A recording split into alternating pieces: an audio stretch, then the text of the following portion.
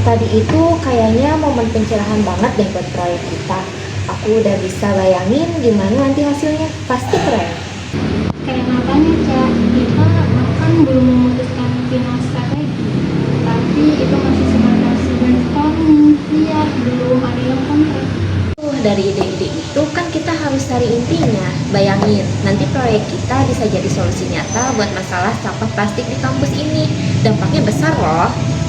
Ya Cak, benar, semangat itu penting, tapi Firda juga ada poinnya.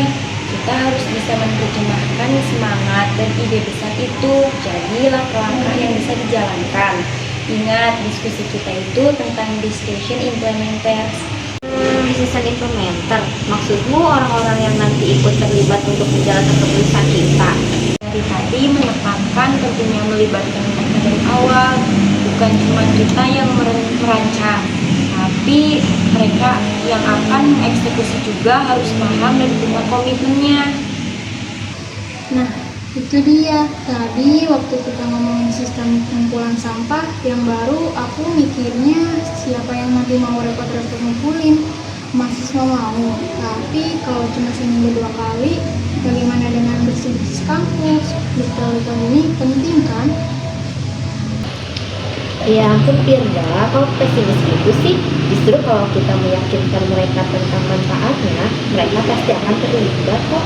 Kita harus bisa mengkomunikasi faktor kunci dan rasional di balik keputusan seperti yang dibilang tadi. Itu poin penting yang bagus Cak, mengidentifikasi dan mendamaikan area perselisihan pemangku kepentingan. Misalnya, mungkin ada yang berpikir sistem lama sudah cukup, atau ada juga yang khawatir dengan biaya. Jadi kita harus punya jawaban untuk semua itu. Jujur, aku masih belum melihat gambaran besarnya dengan jelas. Semua ide tadi kayak kecakap. Gimana cara kita menceritakan kisah dari semua data dan ide ini supaya orang gampang paham dan mengerti. Kan bisa pakai visualisasi Firda, infografis video singkat buat sejelas mungkin bahwa ini bukan cuma proyek, tapi gerakan. Materi tadi juga menyoroti bagaimana kita mengkomunikasikan informasi kuantitatif agar mudah dicerna. Angka-angka tentang berapa banyak sampah yang bisa kita kurangi, berapa biaya yang bisa kita hemat, itu semua harus disampaikan dengan cara yang menarik. Jangan cuma lempar data mentahnya aja. Nah, kan jadi semangat lagi. Jadi PR kita sekarang bukan cuma mikirin ide, tapi juga mikirin gimana ide itu bisa diterima dan dijalankan oleh semua orang. Oke, aku mulai paham. Memilih alternatif terbaik dan menghasilkan alternatif yang lebih baik itu tidak hanya soal ide di atas kertas, tapi juga ide yang bisa dijalankan oleh orang lain. Yang tak kalah penting mendorong komitmen organisasi terhadap keputusan. Kalau cuma kita bertiga yang semangat, tapi yang lainnya apatis, ya sama aja dong bohong. Jadi diibaratkan kita ini arsiteknya, tapi kita juga harus mikirin gimana tukang bangunannya nanti bisa kerja dengan nyaman dan efisien, gitu ya. Dan juga bagaimana nanti si pemilik rumah mau tinggal di rumah itu dan merawatnya.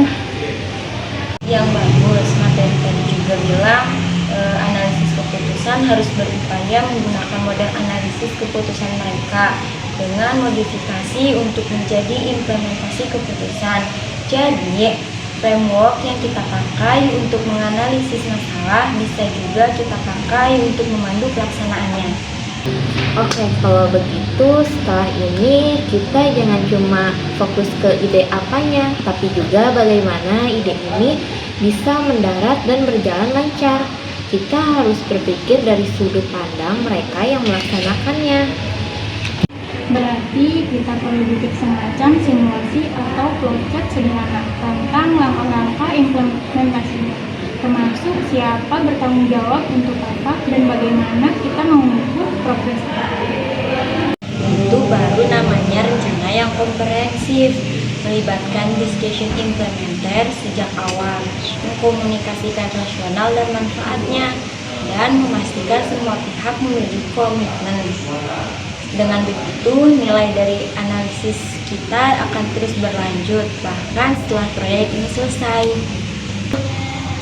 Aku punya ide, bagaimana kalau kita ajak perwakilan dari kebersihan kampus atau mungkin dari organisasi mahasiswa pecinta lingkungan untuk diskusi kecil. Kita bisa presentasi ide awal kita dan meminta masukan mereka. Ide bagus, Kak. Itu kan salah satu cara untuk melibatkan decision implementer di semua fase analisis keputusan. Mereka jadi merasa memiliki. Sepertinya kita punya banyak pekerjaan rumah, tapi setidaknya sekarang kita tahu arahnya, bukan hanya ide brilian, tapi juga implementasi yang cerdas. Nah, ini baru namanya tim yang solid. Proyek kita pasti sukses besar.